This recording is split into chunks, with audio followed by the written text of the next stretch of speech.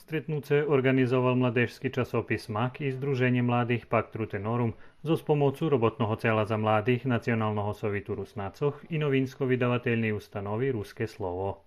Є з младих, хто творять, не так же нет, але то, що дотика літератури, обачала сам, že окреме ostatні роки, že napríklad počnú písať i objavujú jeden period i vezlem prestanú. I keď sa im vez už pýtam o dajaký čas, že by sme možno buď už robili na dajakej knižky, lebo vôbšte, že by objavili, že povedia, že nemajú času, lebo jednostavno, že prestali. Neznam, že prečo to tak. Okreme, že majú možnosti kde objaviť. Prečítať jagody vše, думам, že dachto barżej ľubí, dachto menej. Ale думам, že práve toto stretnutie taká náhoda, že by predstavili svoje tvory. Programa bola predkána so zdaskeľom a muzičnými točkami a pririchtanej výstava fotografiách 12 mladých autorov zo našich mestoch.